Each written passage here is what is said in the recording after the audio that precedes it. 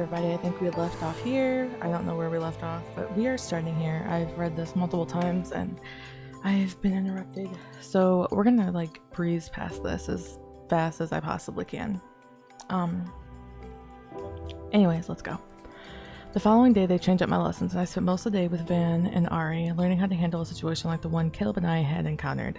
There was emphasis on working together, not doing my own thing without informing teammates. Which was fair. Van had a lot to say about the situation, much of which Caleb had already said. She was just sweeter about it.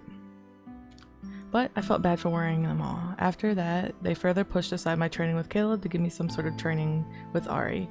Even Van agreed it would be best to learn some defense strategies for the time being. The focus on learning to mimic was important, but now there was a shift in thinking. I needed to learn to mimic some practical abilities, like how to shield myself. Van was already slotting in the time to teach me more about the safe PSI burst, though. For the time being, Ari was teaching me about the shields and the line of sight teleportation, and keeping my spear engaged so I was more aware of what was going on around me. The incident in the city highlighted just how unprepared I was to handle such situations. In a way, it was a blessing in disguise, I suppose. I didn't see Caleb for several days, something Ari assured me was temporary. Caleb is still your primary instructor. There's only a temporary shift in focus. You'll be returned to working with him in a couple of days. We'll be splitting focus between our lessons starting the day after tomorrow. We are still working out your exact schedule, but you should receive it by tomorrow morning. So we're doubling my training schedule? Essentially, yes. That's fair. Indeed, given how clear it's become that we cannot assume an untrained expert, no matter how powerful, will handle a dangerous situation well. Thanks for the reminder of that. It won't help if we avoid acknowledging what happened. I know. Is Caleb still going to be mad at me when he's back? Is he going to constantly bring up what happened? I believe you have interacted with him enough by now to guess the answer to the latter question. As for the former, he's angry at you. He's angry at himself. Our job is to protect you. He did. He got shot because of me. I suspect he is questioning the wisdom of getting involved in the situation instead of prioritizing your safety. You weren't in a dangerous situation the moment you chose to move into the open. You were in a dangerous situation for the moment he chose to engage with that man. He was trying to protect everyone else, though. I realize what you're about to say. That's our job, and you are correct. However, Caleb does not agree that protecting civilians should always come before protecting our own. We may not be civilians, but we are people, and you, more than any of us, did not ask to be here. This is a topic we've settled, or at least that we should have settled by now. Caleb isn't one just to let things go just because he's told to. He can be frustratingly stubborn. I concur. Now, back to what I was saying about your sphere. Ugh, I was so tired. In some ways, Ari's training was more exhausting than Caleb's, but it was mental exhaustion more than physical, which somehow made it more difficult to rest. Sometimes I wondered why my training hadn't started with shields, though I suppose I had the answer to my question if I could continue with that line of thinking. If Caleb had complex PSI, it was nothing compared to Ari's. So aside just learning how to compress my PSI into a functional shield, which was both easier and much difficult than something like enhancing muscle performance. Pouring everything I had into a shield that could actually block things was tough. How did you take something as intangible as PSI energy and use it to block physical attacks? The amount of focus it took was exhausting, and Ari was a demanding teacher. There was some added component that didn't want me to just learn skills. It was the mimicking that the council most wanted to see progress on. Fortunately, I had experience mimicking Ari's PSI already. It was a little different doing it on purpose, but if I didn't do my usual thing of overanalyzing it all, I could manage it. Doing without thinking wasn't easy though. Not for me anyway, and with the change in focus, I was finding it difficult to sleep. Now that I had more time training and expanding my sphere of awareness, but less in how to block things out, it was even worse. It was one thing to have noisy neighbors. It was another when they were quiet, but you kept peeking up in their apartment by mistake. For tonight, I'd given up and went for a walk to get my mind off things if possible. The lounge was dark and silent when I got there and empty. The stillness and the lack of other people nearby helped me clear my head and calm me down a little bit. But looking out at the beautiful city lights was a reminder how alone I sometimes felt in all of this. For a little while, I worked on responding to a message from Mom. She wanted to know everything about life here. Her frustration was palpable when I told her we could only communicate this way. Her last message included some carefully worded but also amusingly pointed remarks about it. I hadn't told her things were being read by others because I didn't want to upset her, but I suspected she knew. She also knew there were things I wasn't telling her. I could catch the tinge of frustration in her notes. Not in me, of course, just the situation. There was also worry, but mostly reassurance. When I was convinced they were all upset at me, she had done everything in her power to assure me it wasn't the case. And she made a point to downplay the disruption to their lives. It was very like her, and I hated not being able to tell her everything like I used to. That was why I finally closed my half-finished message and decided it wasn't helping me relax. I ended up making my way to the garden for a walk instead. It was a peaceful respite from everything else about this place that just frustrated me. I walked down the winding paths, my mind still stuck in one place. Maybe I should talk to Magnus about the message thing. They might be afraid I would blow their cover of in-game secrets, but surely I could have had an unmonitored conversation with my mother by now. It's been a few weeks since my arrival already. I stopped, staring hard at the ground in front of me. This is defeating the purpose of a walk, isn't it?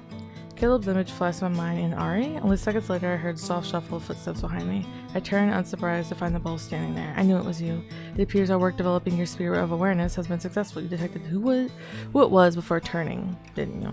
Yeah, I guess no one will sneak up on me now. I've officially improved.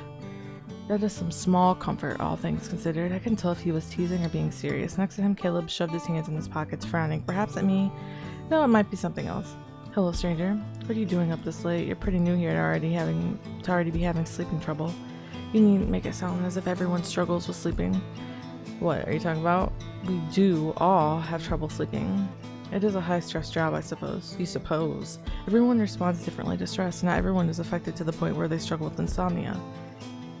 And yet here we are. I gestured around at the three of us meeting in the garden while everyone else slept. Acute insomnia because of a difficult day is not the same as chronic conditions, such as Caleb's case.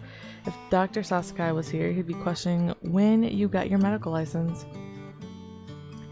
He chuckled, the usually impassive expression softening in the way I almost hadn't believed possible. I believe you're right. I won't tell him if you won't. We have an agreement. And you didn't answer my question, Adonis. Can you please stop doing that? I much prefer to go by Nori. The corners of his mouth turned down and he looked away, folding his arms across his chest, the Caleb pal I had already gotten used to. And to your question, you already know the answer, right? There's a lot on my mind these days and I haven't been sleeping well since my arrival, but it's a little worse than usual the last few days. Your augmented training regimen is likely causing the additional stress. Thanks, doctor. Should Nora and I put in a recommendation for a transfer to the medical division? Feel free, I suspect the spurious recommendation would elicit the lecture from Dr. Sasakai. It could prove entertaining to watch. Perhaps it would be a distraction for Nori. I giggled at their ribbing. It was amusing hearing Ari tease back in his own way. To my surprise, Caleb set his hand on my head, giving it a quick squeeze, a strangely brotherly gesture. You don't have to worry about anything but taking care of yourself right now. It's easy to say that. I missed when the worst thing I had to worry about was doing well on my next exam. None of this training or worrying about relics making their way into the wrong hands of dangerous people. I'm curious. Here we go. Ari shot him a despairing look. Oh fuck, I skipped it. If you don't want to hear it, perhaps you could try covering your ears. I could also just try covering your mouth. And I laughed at the two once again. I would never have figured the two of them for proper friends. I guess working together for such a long time will do that to you. What were you curious about, Ari? Unlike Caleb, I'm interested to hear what you're about to say. Your goal was to study the ancient cultures of Archelaus, was it not? I think everyone knows that by now. Is that not an opportunity to do that? Well, first, I didn't want to study them by becoming a victim of the weird remnant. Second, Aryan civilization wasn't my area of interest. It is still tangibly related, and the relic was recovered is now in the research facility. Given your rank in history, it's likely that they would allow you to look at it. Now that it's deactivated, it's no longer a threat. Well, it's not that I'm completely uninterested. I suppose it hadn't occurred to me I could visit the research facility. The investigation teams have not yet uncovered further information about the relic situation. Until that happens, your focus will only be in training. With little else to do, there's no harm in turning a frustrating situation to opportunity to explore a topic of potential interest. I suppose I hadn't thought about it that way. I don't even know where the research facility is. Don't you have access to the building map? No, I don't. Just messages, a schedule, some basic information about endgame and those in charge, and the weather.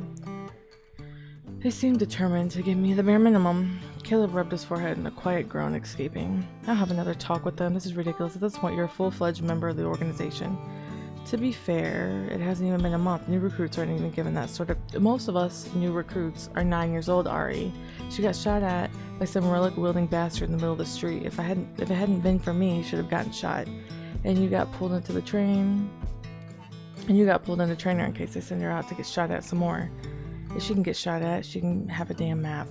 If she can call her mother without someone listening in. I admit, I can see the logic there. If the admin won't give your permissions back, we'll just badger Magnus into it. Can he do that? What do you think? I'm not sure I want to owe him a favor. You ever replace those tangerines you were so worried about? No, though I wouldn't say I was worried about them. You've mentioned them at least 3 times since your arrival. Seems like Magnus still owes you one. Okay, fair enough. and I hope you consider my suggestion about the lab. I will if I have time and energy with the new training schedule. Speaking of which, we have another lengthy session scheduled for tomorrow. I believe I shall return to my room to get some rest. You should do the same soon, Nori. I'll try, thank you. He left us there, making his way back up to the winding path until he disappeared from sight. When he didn't seem like either of us would follow, Caleb started away, flicking his hand forward in the indication I should follow. There's a bench over here if you want to sit. Oh? Not going to lecture me into going to bed? He shrugged as I followed him to the bench. Not much point in going to bed if you can't sleep. I know that firsthand. Can't you use your biokinesis to make yourself fall asleep? He gave me a scathing look. I'm not a lousy enough teacher for you to not realize that's a stupid suggestion. I could try to use biokinesis on you to make you fall asleep. First, rooks can't use biokinesis on other people. Second, there's no way in hell I'd trust you to put me to sleep like that. I mean, I could just clock you on the back of your head with something instead. But I'll have you know I'm a very trustworthy individual. I couldn't trust you to stay put the other day, could I? Is this going to be like the building thing when you never forgive me and you bring it up at the most annoying times? This is a lot worse than the building thing. You could have been seriously hurt this time, or you could have been. I've been hurt before. Is that supposed to make me not care if you get hurt again? You don't want any reason to care what happens. You don't have any reason to care what happens to me. I was silent for a moment, taken aback by that statement. Alright, what do we want to do? Do you want to be emotional? Are you even serious right now? Affectionate? You don't need a reason to care about someone stubborn. That goes for you as well. Okay, we're going to be emotional, so are you even serious right now? I'm not a person who can just write off others that easily. Maybe you should. There's no good that will come of caring about people in this place. He said that as if no one here cares for each other, but I know that's not true. Sometimes I wonder what made you hate this place so much. More than that, I wonder what made him so afraid of caring about someone else or being cared about. He gave me a sharp look before letting out a short, annoyed snort. Who knows? It was a not-so-subtle sign he wouldn't talk about it. Sometimes it was difficult to convince myself everything was going to be okay when I had Caleb at my constant reassurance. It was, in fact, not going to be okay. They had to make the worst pessimists in this place my teacher, didn't they? I pulled my knees up to my chest and wrapped my arms around them. You're lousy at comforting people. Never said I wasn't. Pain in the butt. I muttered the words, but I was certain he heard it. He didn't speak for a while after that, and I shut my eyes to the sound of the trickling water and Caleb quietly tapping his foot beside me. If you're gonna fall asleep, you should go back to your room. I won't fall asleep here. Still not tired? I'm getting there. There's not much I can do about the training schedule, but I'm sorry for adding to the pressure. I'm sure I have. The pressure will be there with or without you. I don't get you. Half the time you're complaining and the other half you're acting like you're just taking it all in stride. Because that's my strategy. Complain about it until I can take it in stride. That's a hell of a strategy. It's worked for me so far. Oh, had a lot to complain about in New Albion, did you? I know it seems trivial compared to what everyone here goes through, but the expectations of New Albions, I don't know how to say that, are pretty heavy sometimes. The constant threat of losing all your forward progress in life if you fail to excel and overachieve was intense. It's not the same as expectations here, but that doesn't mean it wasn't stressful. I guess everyone has their troubles. They do, and it's hard to see what others are dealing with from the outside, just like I had a lot to learn about being a member of Endgame. I can't make any promises, but I guess it wouldn't hurt to see if I can do something about training to make it less unpleasant. At the very least, I don't want you to get into a habit of not being able to sleep. I'm looking forward to seeing what less unpleasant means to you. Maybe a game of Volatant instead of the normal routine in the training room. Forget unpleasant. Volatant with you sounds outright horrifying. I suppose that depends on how much you enjoy losing. I don't enjoy it at all. Then I guess I'll have to think of something else. But when you say that, it makes me determined to kick your butt at it someday. Well, I don't dislike that stubborn streak that rears its head sometimes. You're such a pain. Take a good long glimpse in the mirror when you get back into your room and say that again. Okay, I will, but I'm not sure why you want me to tell my reflection that you're a pain. Pain in the butt. I think that's something your reflection needs to hear. What I think is that you need to get your ass to bed so you're ready for training tomorrow. Fine, fine. But you should go up too. I'm not the only one who needs sleep. I'll go soon, don't worry. Good night, Caleb. Yeah, see you in the morning. I left him sitting there on the bench, leaning over to read on the display he had been carrying with him the whole night. I had no idea if or when he actually did go to bed, but I at least was finally feeling tired enough to fall asleep as soon as my head touched the pillow. And with that, everybody, we are done with this chapter. Thank God. I will catch you all in the next one.